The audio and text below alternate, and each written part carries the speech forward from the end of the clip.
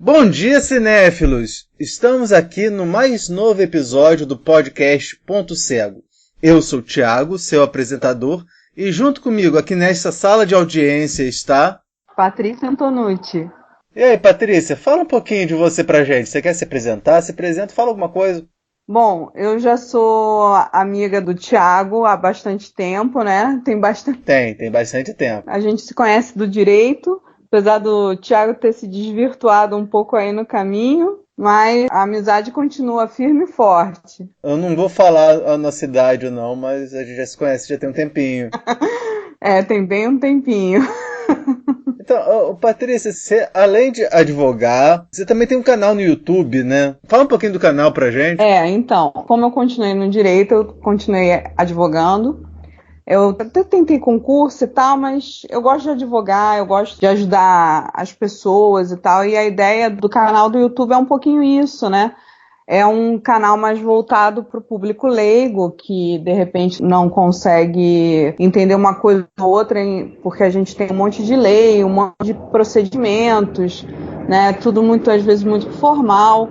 E o canal meio que começou para responder uma situação, e eu só acho que não tive um vídeo em uma segunda-feira desde esse primeiro que eu fiz para responder a dúvida que um pessoal tinha. Uma coisa que eu gosto do seu canal é que realmente o público do direito, os advogados, estudantes de direito podem aproveitar muita coisa, mas quem é leigo também pode aproveitar muita coisa, porque você explica muito bem, você tem um conhecimento muito bom sobre direito, e muitas das vezes os assuntos que você trabalha são assuntos que pessoas que não são formadas em direito têm interesse, né? Você já falou sobre liberdade de expressão, já falou de direito à imagem, já falou de como é ser advogado. Dando sempre, né, pelo menos uma pontinha, uma palhinha, né? Porque eu, pelo menos, eu sempre me senti no início da faculdade muito perdida, né? Quando a gente acha que às vezes não vem de uma família de advogado, uma família que é da área mesmo, a gente meio que tem que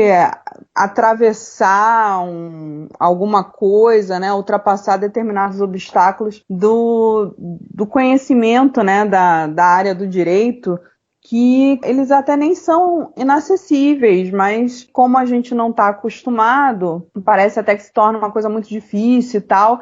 E eu queria trazer um pouco mais isso para as pessoas, né?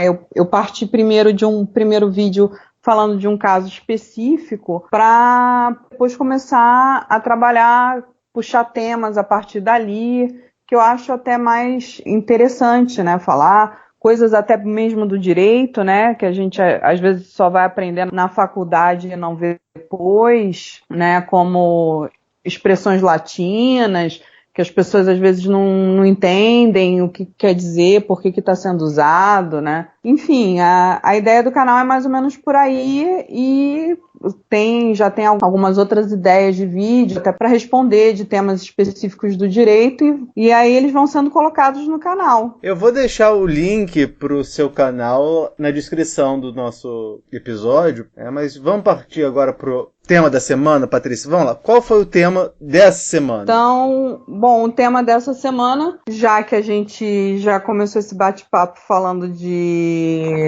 da faculdade de direito, advocacia, direito e cinema, né? É impressionante a quantidade de filmes que falam de direito, né? Você tem desde 12 Homens de uma Sentença, passando pelo Júri, Advogados do Diabo e por aí vai. Tem aquele filme do Tom Cruise, A Firma. Eu até falei no nosso episódio de jornalismo, né, que tem muitos filmes de jornalismo, mas de direito também tem muito, assim, eu acho. E a gente acabou escolhendo os nossos filmes em filmes que falam de dois personagens muito interessantes, né, muito inspiradores, personagens muito inspiradores, que se mais dessas pessoas tivessem, né, no direito, talvez algumas coisas que a gente vê ultimamente não teriam ocorrido.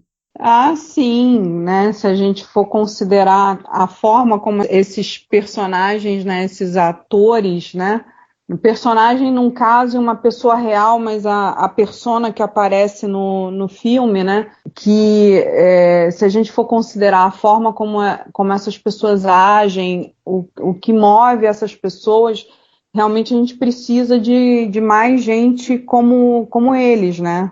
Seja no caso ficcional ou no outro, que acho até que é até muito mais dá até um melhor exemplo, né, para as pessoas, porque é uma pessoa que existe, que está aí, mas assim, realmente é interessante pensar nesse aspecto que eu não tinha parado para pensar. Eu pensei em muitas outras coisas ao pensar nos dois filmes, né, que a gente escolheu um para o outro, né, esse aspecto moral, esse aspecto, né, do que leva essas pessoas a trabalharem, né, no direito, ou como elas são levadas a trabalhar no direito em razão desses ideais que elas têm, né? Num caso, um personagem, em outro caso, como você falou, é uma pessoa real, mas essas duas pessoas são realmente idealistas do direito. Você não tem... Nenhum desses dois são personagens que estão no direito para tirar vantagem, que normalmente é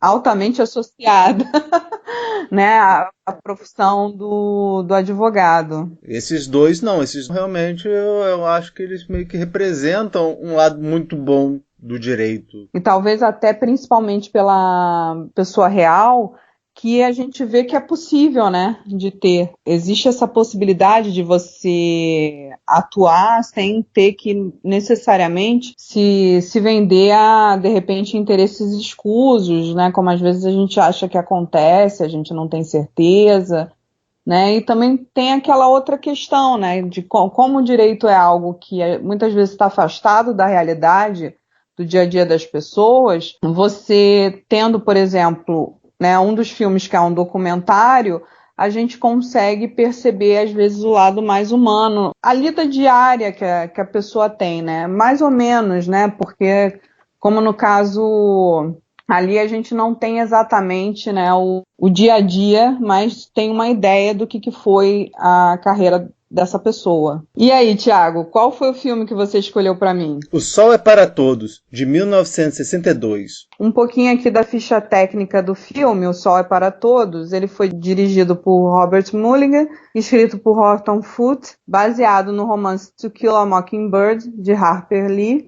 Atuam no filme Gregory Peck, John Magna, Frank Overton e Mary Baden. Ô, Thiago, você não esqueceu de colocar o Robert Duvall aqui na ficha técnica do filme, não, hein? Eu não botei ele na ficha técnica, mas ia falar sobre ele, né? Ele tá no filme, ele tá muito surpreendente. Ainda mais que, assim, tipo, é um dos primeiros filmes que ele fez pro cinema. Mas a gente vai chegar nele daqui a pouco. Então, Thiago, o filme, a gente vendo aqui a sinopse, né? É uma cidade pequena no interior dos Estados Unidos, né? No interior do sul dos Estados Unidos. A gente acha que é até uma coisa que a gente tem que deixar assim bem pontuado. Se passa, né, durante a Depressão Americana. O filme é situado no ano de 1932, né? Quer dizer, o filme, né, no caso a história. E a gente tem as crianças, né, o Jam e a Scout, né, e o filme, ele mais ou menos, ele começa a partir, né, das duas crianças que são filhas de um advogado que é viúvo, que é o Atticus Finch, e durante o filme a gente vê essa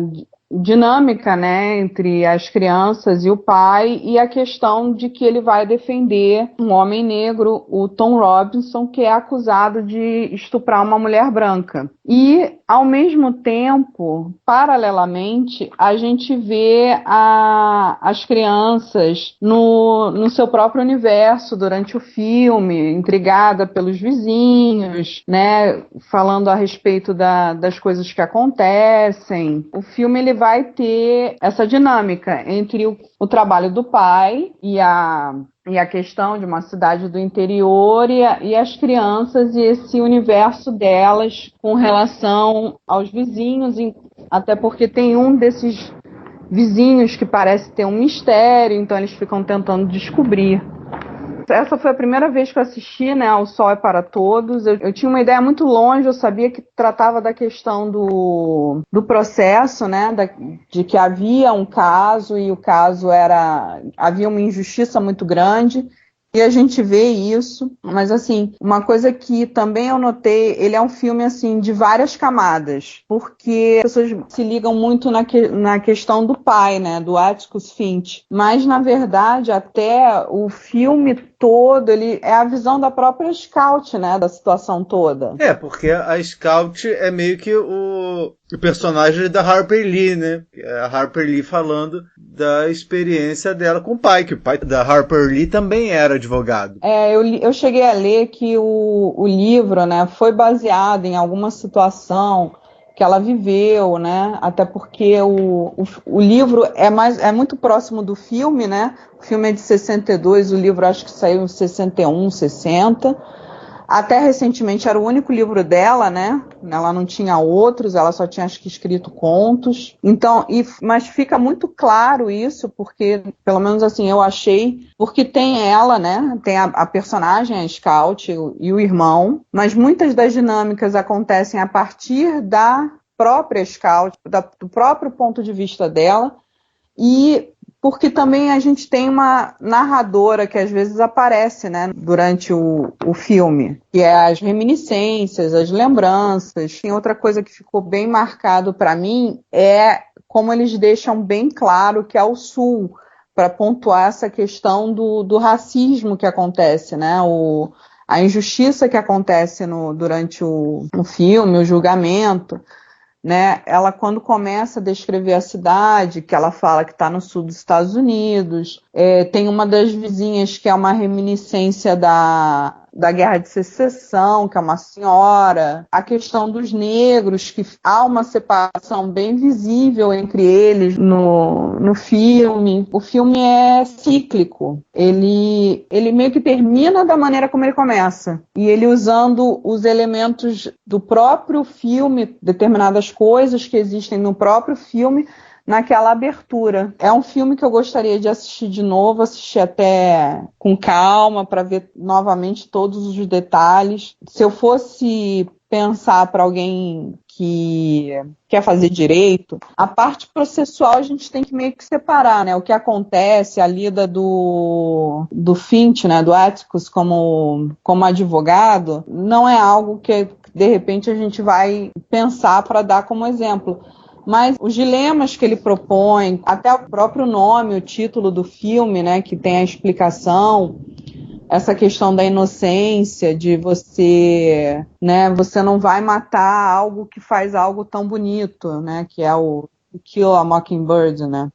But remember, it was a sin to kill a mockingbird. Why? Well, I reckon because mockingbirds don't do anything but make music for us to enjoy. Don't need people's gardens. Don't nest in the corn cribs. They don't do one thing but just sing their hearts out for us. E eu achei engraçado porque eu fui tentar procurar a expressão, pelo que me parece, é da própria Harper Lee. Eu achava que era algo que vinha de algum outro lugar, uma referência, né, algum outro romance, alguma outra coisa. Mas, pelo que parece, não. Eu não consegui confirmar isso. Eu acho que é dela mesmo, né? Não é de nenhum outro lugar. E as pessoas, a discussão toda era em torno disso. Porque esse também é o tema do filme. É a inocência. Né? Quando a gente fala que a visão do filme é a visão da Scout, é a visão de uma menina de 6 anos de idade. E, às vezes, você tem determinadas cenas, determinados planos de filmagem, que é para dar a impressão da visão dela mesma. O momento em que o pai vai ser praticamente atacado porque o pessoal queria fazer o linchamento do Tom Robson na cadeia, e aí ela não consegue ver o pai, então você tem a visão que ela tem, dela não conseguir ver o pai. Aí estão os carros, vem todos os carros de todo mundo que parou, e o pessoal tudo parado na frente, aquele grupo, né, aquela turba, na frente da cadeia. E aí, quando ouvem ela, é que vão abrindo para ela passar, né? Ou a visão até do tribunal, que ela e o irmão estão de cima, então você tem aquela visão, né, de cima para baixo do que está acontecendo. É interessante que nessa cena do tribunal mostra bem como é que eram segregadas as coisas lá no sul dos Estados Unidos na época da Depressão, né? Você tem os brancos no térreo, perto do juiz, e os negros ficavam assim, tipo, em cima. Eles não se misturavam. Eu não sei se você reparou, na cena que eles estão entrando no tribunal, que está subindo a escada, você pode reparar que os brancos estão de um lado, os negros estão de outro. Eles entram meio que separados. E isso daí é uma coisa muito maluca, porque em determinados lugares ainda permanece, como as pessoas pensam dessa forma, e o filme é bom para você trabalhar isso de repente também, né? Essas questões de racismo, ou como é que o ser humano chega ao ponto de fazer uma coisa dessa, né? De se diferenciar dessa maneira, e isso fica bem marcado no filme, né? Eu gostei bastante do filme, é aquilo que eu falei, assim, ele é um filme que ele tem várias camadas. Provavelmente cada vez que você vai assistir, você vai ver um determinado detalhe que você de repente passou, né? E até porque ele não tem uma única história sendo contada, né? Como ele é uma coisa cíclica, as estações passam, né? Porque você tem uma passagem de tempo entre o acontecimento, a acusação do rapaz até o julgamento. Durante o próprio julgamento, até o Éticos, ele fala, né, que foi no verão passado. Quer dizer, que é o momento em que começa o filme. Porque aí eles já estão no verão seguinte. Quer dizer, porque até a própria Scout vai para a escola, isso aparece. Tem outras dinâmicas acontecendo também no filme. Você falou de várias histórias acontecendo, eu lembrei daquele amigo da Scout do Jam, o Jill, que também tem uma história própria, tem um problema de não ter conhecido o pai, só que depois que ele fala que ele não conhece o pai, ele sempre vai contando histórias. Não, é incrível. Afinal, o pai é aviador super rico. Não, e o que parece, o personagem do Jill foi inspirado num amigo da Harper Lee, num vizinho e um amigo da Harper Lee, que era o Truman Capote. Pelo menos ele era bom para contar a história. Eu lembro que ele ia aumentando o negócio. Tem esse personagem, tem aquele senhor que aparece no início do filme, que o Atticus fez alguma coisa jurídica para ele, o cara não tem dinheiro para pagar, e aí você também entra na questão de estar no meio da depressão, quer dizer, ele não pode pagar com dinheiro, ele dá alguma coisa da fazenda, e aí num outro momento ele também novamente é referenciado, está na cena, existe uma outra nova dinâmica acontecendo, quer dizer, e assim, nada assim aparece muito por acaso, as coisas são todas mais ou menos interligadas durante o filme todo, né? E isso é bem interessante, porque normalmente os filmes são muito focados numa coisa só, né? Você tem a história central e fica naquela história e o negócio não sai. E, na verdade, não. Você tem como se fosse um determinado arco na vida da Scout, da família dela, e as coisas que acontecem nesse arco, a volta deles. Então, isso tudo mais ou menos aparece no filme. Isso eu achei bem interessante também. Bem, bem diferente, assim. Ficar engraçado, né? Porque... O que você achou do Gregory Peck? Não, ele tá muito bem, assim, o personagem, e é uma coisa bem interessante, porque, assim, ele é um personagem que ele tem todo um ideológico, né, como a gente estava falando antes, né, pro bem, para uma coisa moral, para você pensar na questão do próximo. Ele é um personagem que ele tem uma virada que eu achei, assim, uma grande sacada num momento que é a questão da empatia. O personagem dele, ele passa empatia de estar no lugar do outro, ele fala sobre isso. Ele é como se fosse uma base para aquela cidade, né? Ele é um suporte moral para aquela cidade, porque sabendo que podia acontecer com o Tom Robinson, né, o rapaz que tinha sido acusado de estupro, ele ficou na porta da cadeia, ele explica aos filhos a situação do que está acontecendo. E é interessante que tem aquela vizinha deles que ela fala que às vezes acontece de você ter uma profissão, né, que não é uma coisa boa, que naquele momento, né, acho que foi quando ele perdeu o processo, que eles ficaram tristes, porque ele estava ali, ele falou que ele precisava fazer aquilo, né, e aquela questão também, né, de ser uma pessoa que não só tem a responsabilidade, né, mas que aquilo ali faz parte dele, né.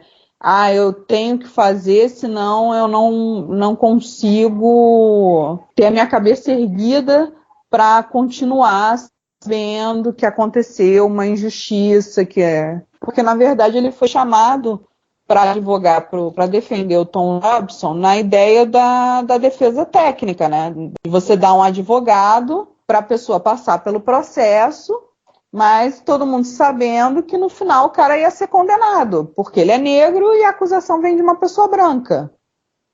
As pessoas chegam e falam que ele não devia defender, né? Porque ele está defendendo o Tom Robinson, né? O objetivo era só de passar que estamos seguindo o devido processo legal, mas não era para ele realmente tentar absolver o Tom Robinson. E ele vai além disso, ele tem a população branca da cidade meio que ostracizando ele, porque ele continua lá, né, arruma as coisas, enquanto que você tem a população negra com um imenso respeito, porque ele fez aquilo que ele podia fazer dentro daquela situação, né? E uma coisa até que a gente também tem que lembrar que o filme é de 1962, né? E a década de 60 assim, você já vem com um forte movimento de direitos civis nos Estados Unidos, né? Que a coisa vai indo num crescendo até durante a década, né? Então, na época era algo extremamente atual e hoje em dia, da forma como as coisas estão acontecendo, também é extremamente atual o que se passa, né? Essa parte do filme, né? E a forma como o próprio Atticus, ele age. Você tem que agir da maneira correta, que é o que o personagem dele coloca. Você sabia que em 97 a Associação de Advogados do Alabama erigiu um monumento em homenagem ao Atticus em Monroeville? A existência dele é o primeiro milestone, né? A primeira etapa da história jurídica daquele estado. Não, e realmente ele é uma tábua moral. Quando as pessoas falam desse filme, elas falam em referência ao Atticus. Quer dizer, a interpretação foi tão forte dele, foi um negócio tão profundo, né? Tudo ter casado, o roteiro, o ator, enfim, as pessoas lembram como ele é um bastião moral realmente, né?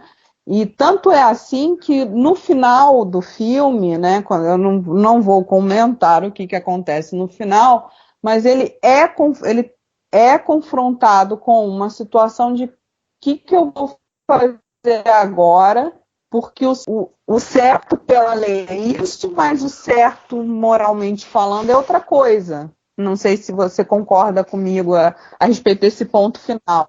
E aí que a própria Scout é que vai dar Mas aí eu acho que os ouvintes é que devem ver o filme, comentar, né? Quem já viu, né? E sabe do que eu tô falando, do finalzinho.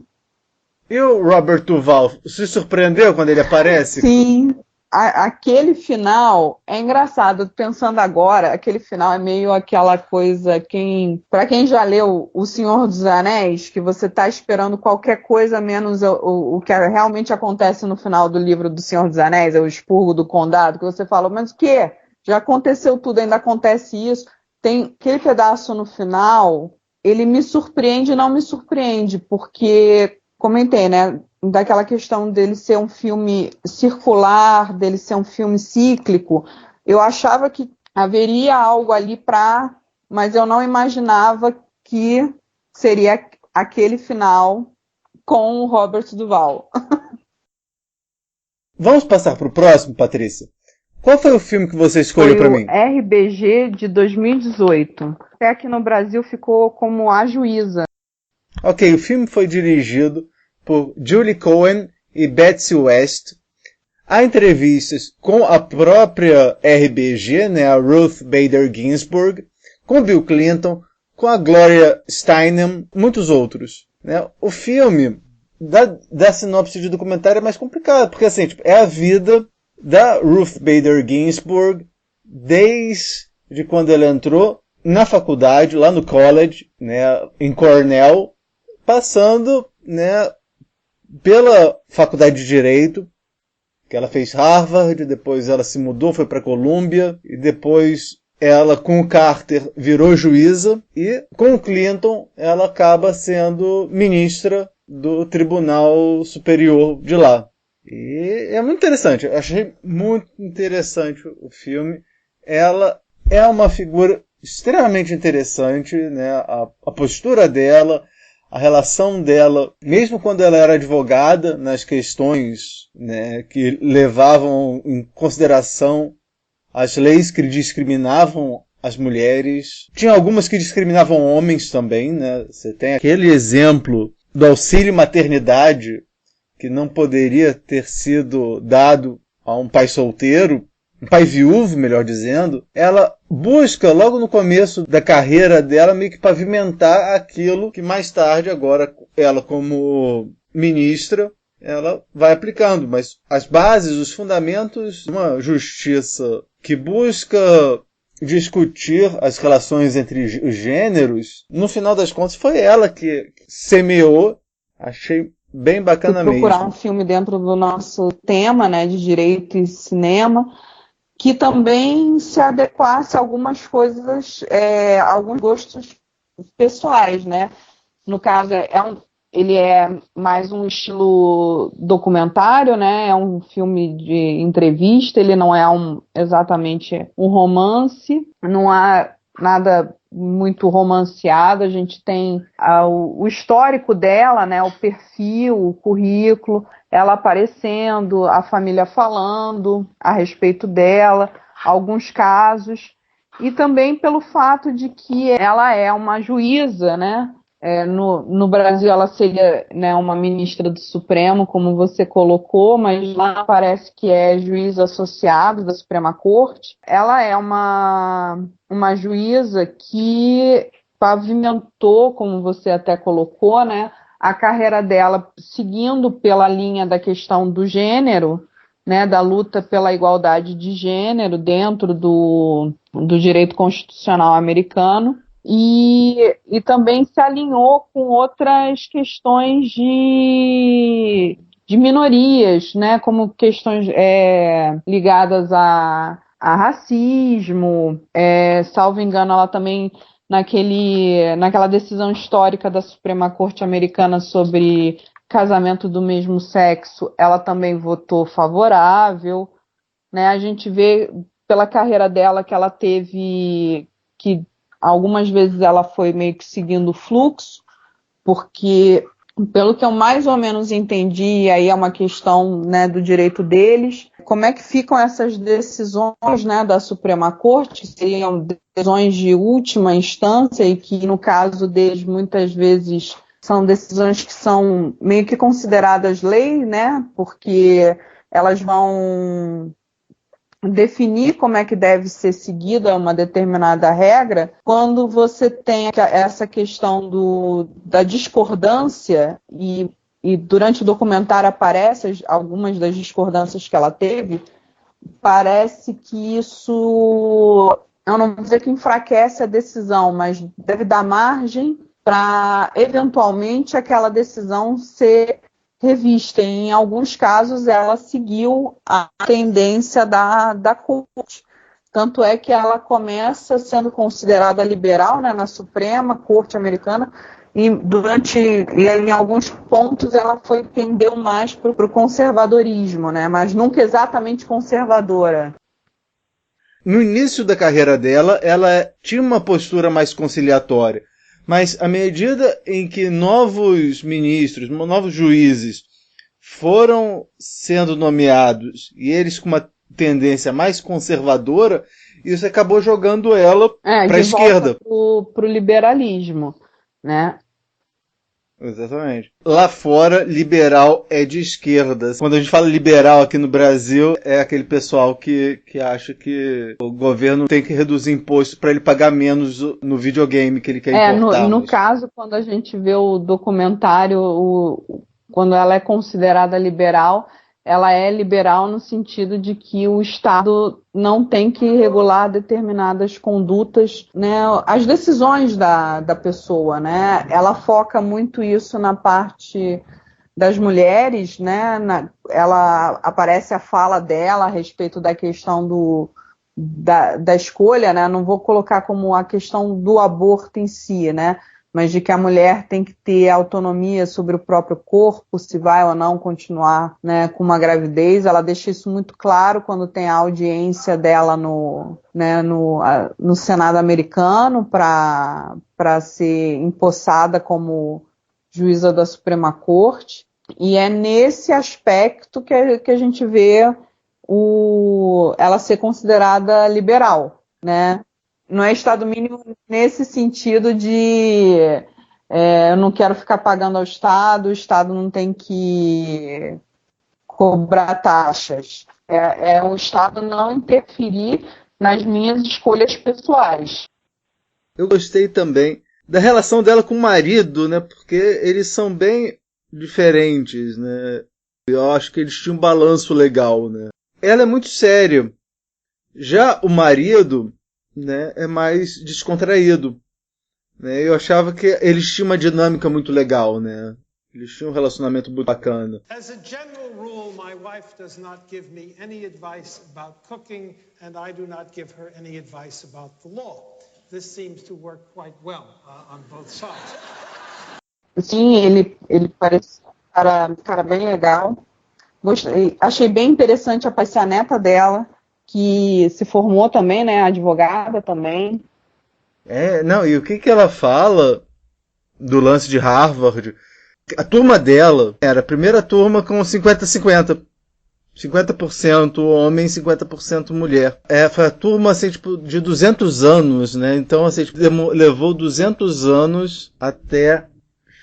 Sabe uma coisa que eu lembrei agora? Você assistiu aquele filme O Sorriso de Mona Lisa? A Julia Roberts é uma professora de arte que vai para uma academia escolar de moças, né? E, assim, eram moças de alto nível, né? Algumas poderiam ir para a faculdade, mas geralmente elas iriam se casar muito bem e ia ficar por isso mesmo. E o filme se passa durante a década de 50, ou seja, é o período em que a própria Ruth, né, ela tem a graduação dela, né, em Cornell, o college, e depois a direito, né, porque nos Estados Unidos a faculdade de direito ela funciona mais ou menos como uma pós-graduação, né. E no filme, né, voltando assim um pouquinho no Sorriso de Mona Lisa, é comentado que existe assim um número de vaguinhas para as meninas, né? A academia que a personagem da Julia Roberts vai dar aula é uma academia de nome para meninas e que teria vagas reservadas, assim, das 2 vagas de direito de Yale, uma seria de uma aluna dessa academia, entendeu? Então, assim, numa turma de 500 alunos, quando ela faz a faculdade, né, quando ela faz direito, ela é uma das, 15 alunas, e hoje é 50%. No nosso caso não foi assim, né? Aqui no Brasil o direito é mais equilibrado, assim, eu acho. Eu acho que, assim, eu nunca parei para pensar até ter visto esse pedaço, entendeu? A respeito disso, mas realmente era 50, acho que a nossa turma era 50-50. O que não tinha na nossa turma, e tinha muito pouco na PUC, era os alunos negros. Hoje em dia tem muito mais gente, e a gente sabe que isso até em razão dos programas sociais para entrar na universidade, e apesar da PUC dar bolsa, a PUC ter pré-vestibular para negros e carentes e toda uma série de programas, né, para incentivar e esses alunos poderem ficar, né, porque a PUC é uma universidade paga. Na época que a gente fez, a gente contava os colegas que eram negros ou que se identificavam como negros, né? Mas que é algo que também, de repente, é essa luta que a gente tem que valorizar e mudar, mais do que, no caso, né, essa questão da mulher no direito. Mas, assim, se na universidade é igual, quando eu olho, por exemplo, às vezes, os quadros de presidentes de seccionais da OAB, você conta nos dedos quantas mulheres tem. É algo para se mudar. Da mesma maneira que, assim, a gente tem um grande número de juízes, né? Acho até que a proporção é 50-50, mas aí você também pode colocar o questionamento. Quantas presidentes do Tribunal de Justiça, Tribunal Regional do Trabalho, Tribunal Regional Federal, Tribunal Regional Eleitoral, quantas foram mulheres? E quantas vezes você teve mulheres nesse tempo todo? Outra questão a se pensar, né? Até o STF. No STF a gente tem quem? Tem A gente duas. só tem 2 de 11. É engraçado que lá nos Estados Unidos são 9 e aqui são 11. Né, esse modelo do Supremo é um modelo meio que importado, né, dos Estados Unidos. Então, Patrícia, vamos passar para o quadro Tem na Netflix? Tem na Netflix? Tem no Netflix? Tem no Netflix? Tem na Netflix? Tem na Netflix. Patrícia, você viu algum filme interessante na Netflix, ou até mesmo em outros serviços de streaming durante esses Thiago, dias? esses dias não. Foi um pouquinho difícil ver as coisas e tal. Mas assim, a minha Netflix é um terror, porque eu abro só dá nazismo. Eu vejo muita coisa de Segunda Guerra, de Holocausto e tal. Então, assim, até um filme interessante que eu vi também, outro documentário, porque adoro assistir documentário, é o Contador de Auschwitz. Para quem gosta do tema, é bem interessante a dinâmica desse documentário. Ah, legal. Eu vi um filme que até foi indicado lá no nosso grupo de WhatsApp dos amigos da PUC, aquele Privacidade Hackeada. É muito interessante. Como é que nossos ouvintes podem entrar em contato com você? Tem o canal do YouTube, que vai estar o link aqui. Eu tenho um e-mail de contato lá do canal, que é o pcca.contato@gmail.com. Tem meu Instagram também, que é o @pccantonucci. E, bom, se vocês me encontrarem por aí, podem falar comigo. Eu leio tudo e a gente vai se falando. Você também pode mandar um e-mail para nós em podcast.cego@gmail.com, visitar nosso site podcast.cego.blogspot.com. Não esqueça de mandar sugestões, críticas, elogios e compartilhar com todo mundo, né? Com seus amigos advogados, com seus amigos juízes, com seus amigos servidores da justiça. Você tem um amigo que está com uma ação correndo na justiça, vai lá, compartilhe o programa, pois quando se trata de cinema, todo mundo tem um ponto cego. Daqui da Rua Pareto, eu sou o Thiago. Da Ilha do Governador, eu sou a Patrícia. E esse foi um podcast Ponto Cego.